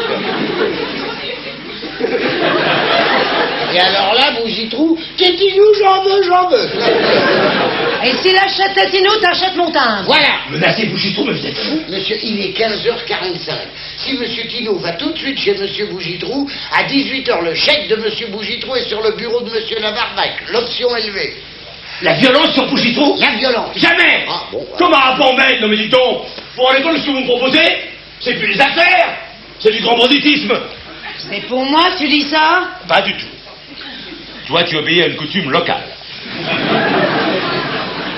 Mais ici, sur le continent, il y a des limites à pas dépasser, plutôt la ruine. Comment ça, plutôt la ruine? Non mais monsieur n'a plus sa tête. Et mon timbre? Avec quoi tu vas me le payer, mon timbre, ici sur le continent? Tant pis pour ton timbre. Madame peut-elle prêter monsieur Tino à monsieur pour venger l'honneur? Je veux bien prêter Tino, mais il faut au moins l'accord du déshonoré. Jamais. S'il hésite, c'est qu'il est comme son père. Il a un bon fond. Ah ben voilà, le drame de monsieur, c'est qu'il a un bon fond. Mais non, j'hésite pas. Bon, voilà des manières. Alors bientôt, vous allez me conseiller d'attaquer un fourgon postal et de fil dans l'aiguille. Pourquoi on forme pas un gang? Oui, on va un gang, moi avec ma jambe, s'il faut courir, moi ça m'intéresse pas. Vous ferez le guet? Oh bah. Une supposition. Que je lâche Tino sur Bougitrou. Ah. pour avoir la signature immédiate de Bougitrou, il faut que Tino le rencontre et qu'il aille chez lui. Mais aucun problème. Monsieur n'a qu'à donner l'adresse de monsieur Bougitrou à madame qui va lui envoyer Tino. Voilà, et mets-toi, je suis en double fil. Mais vous pensez que Bougitrou va se laisser faire? Ça va pas? Ils sont menacés, fait le 17. La police rapplique. Occupé. Quoi, occupé? Le 17, c'est toujours occupé. Ça, c'est vrai. J'ai une copine qui appelait la police pendant qu'on la violait. Quand le type a eu fini, elle était encore en attente musicale au bout du fil. Oh! Qu'est-ce qu'il jouait La 9e de Beethoven. Oh là là, c'est l'hymne à la joie. Mais... quel manque de tact, alors c'est... Non, non, je ne peux pas faire ça à Bougitrou. C'est la pire des salopes, d'accord? Ah oui, et il a trimballé monsieur pendant des mois, comme si monsieur n'était pas le plus grand, le plus fort, et que tous les autres, c'est rien que des cons. Celui qui ferait ça à Zanchetti. On en trouve un morceau à Bonifacio et l'autre à Calvi. Oh, sûrement. Et c'est ce qui va t'arriver si tu ne décides pas. Non! Puisque le nerd et le pillard est en jeu, mon fils, tu dois agir. Ne pas laisser ton bon fond prendre le dessus. Ah ça, madame a raison. Dans l'immédiat, on a seulement besoin du dessus du fond de monsieur. C'est ça. Et si le canard enchaîné apprend ça? On le fera à terre, ton canard. Ça sera la chasse au canard. Non. Imaginez Bougitrou, à genoux devant une Kalachnikov, suppliant qu'on lui vende pas Tétinou, non. Mais toi, je nous demande Kalachnikov suppliant que je te vende pas de vermillon, tu vas voir, c'est pas drôle non plus. Qu'est-ce qu'il faut que j'y fasse exactement? Oh, presque rien. Il faut que je fasse braquer Bougitrou par le frère de madame pour qu'il m'achète mes biberons. Quoi? Mais c'est une nouvelle méthode de vente, madame. C'est plus fort que les 3 Suisses. Il n'y a plus de catalogue, t'achètes ou je tire. Voilà. Et si vend ses biberons, il pourra m'acheter mon timbre. D'ailleurs, dans ce coup-là, c'est pas toi qui braque, toi, c'est le cerveau. Mais oui, monsieur, c'est le cerveau. Alors, mon petit, y a pas à hésiter. Braque! Maman! Braquer n'est pas tirer, monsieur. On peut braquer sans tirer, monsieur. On va seulement demander à monsieur Tino d'exercer la pression sur monsieur Bougitrou pour le rendre enthousiaste, c'est tout. On va pas... C'est ça! Sorte de grand banditisme allégé. Voilà. Donne-moi l'adresse de ton Bougitrou, je vais dire à Tino d'aller exercer la pression. Non, parce qu'il y a autre chose. Quoi encore? Fabienne, Ta femme? c'est la pensage la paire. On n'ira même pas en conciliation. C'est ça, ménage-là. C'est pas elle que tu plaquerais boulevard Raspail, hein? Mais quoi, c'est pas pareil. Tu es la seule femme avec qui j'ai fait un rêve enchanteur. Mon œil! Marcel. Quand tu... Non, c'est pas. Non, c'est pas. Oh. Voilà. Non.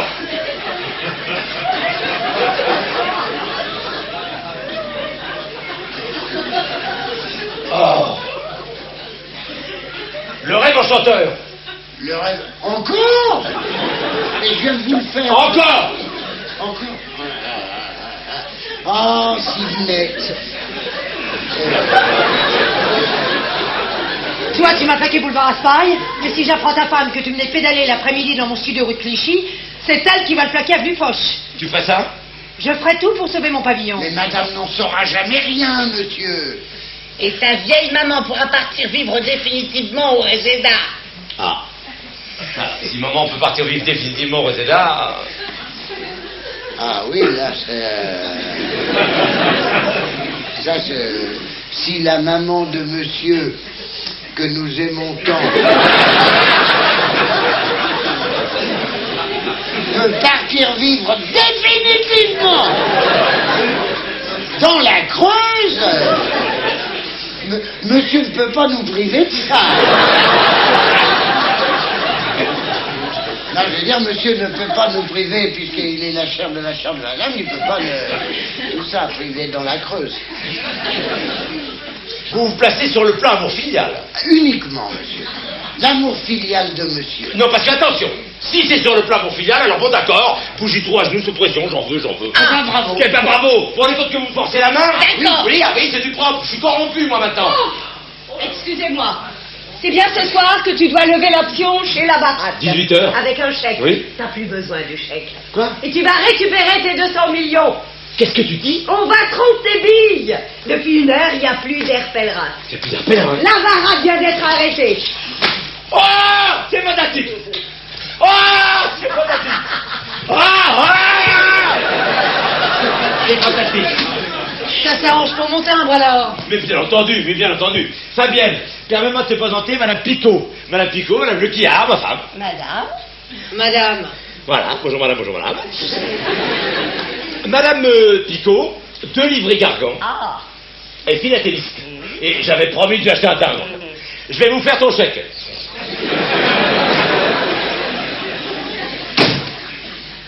Mon mari achète des timbres? Oui. Oh, c'est nouveau.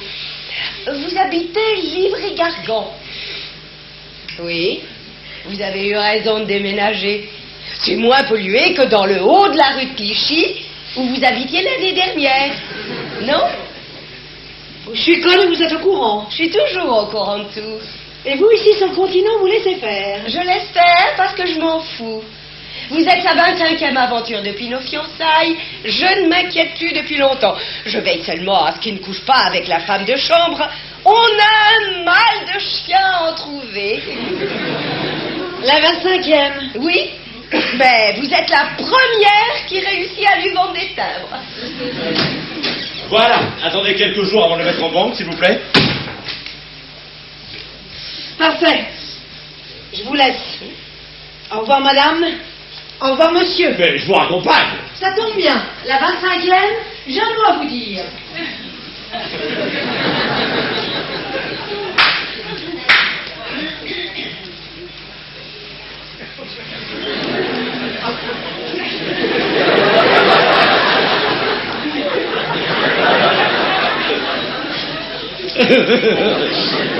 C'est fantastique, je repars à zéro. Bravo! Mais si Paris Max sort un numéro spécial sur l'homme d'affaires le plus tocard de l'année, tu vas faire la couverture. Quoi? Sais-tu pourquoi Bougitrou t'a laissé tomber au dernier moment? Non, je sais pas. Je vais te l'apprendre. Son meilleur copain, c'est la baratte. La baratte. La baratte! La baratte est le beau-père de Bougitrou. Non. C'est pas une famille, c'est une association de malfaiteurs. Tu vois le piège? Bougitrou attend que je ne puisse plus me retourner. Mes 200 millions tombent chez la baratte, il lui en file la moitié. Exactement, et si la baratte n'avait pas eu une autre affaire sur le dos, t'étais perdu. Ah, les ordures. Ah, c'est les tueurs, ces mecs-là. D'une certaine façon, oui. Et c'était toi, le pigeon. Oui. Un motif de divorce. Encore? Un mari en prison par les temps qui courent, c'est pas gravissime. Mais un mari qui fait figure d'andouille, c'est franchement déshonorant. Imbécile! Fichez-moi le camp, espèce d'imbécile! Bon, qu'est-ce qui se passe encore? Une catastrophe, monsieur. Quoi? À cause d'elle, monsieur. Je reviens de la blanchisserie. Bon, et alors? Le timbre, Quoi, le timbre? il est perdu. Vous avez perdu mon timbre? Ben, c'est elle, monsieur. Monsieur a vu, hier, j'ai mis le timbre et l'enveloppe dans la poche de ma veste d'hier. Alors, ce matin, sans rien demander, elle a pris la veste d'hier, le linge de maison, elle a tout emporté à la blanchisserie. Alors, le blanchisseur a rien vérifié, si bien que le timbre, l'enveloppe, la veste, le linge de maison, tout est parti dans la machine, monsieur. On n'a rien retrouvé. C'est pas possible. Est-ce que vous vous rendez compte que je viens de le payer, ça? Le chèque sort d'ici. 400 000 francs! Vous avez beaucoup de chances que je vienne de récupérer mon fric. 3 couverts ce soir, maman dînera avec nous. Bien, monsieur. Le temps est propice à un service sur le terrain. Donnez-moi le cadre enchaîné, s'il vous plaît. Oui, monsieur. Ah non, ah non. Merci.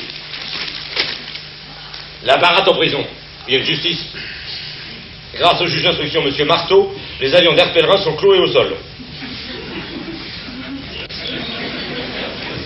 Voilà, rien n'est pas, on peut discuter, mais là, pour une fois, c'est drôle. Ah, c'est drôle. Nous n'avons pas tous compris, monsieur.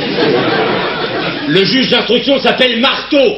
Il a cloué les avions d'Air Pèlerin au sol. Ah oui, ah oui.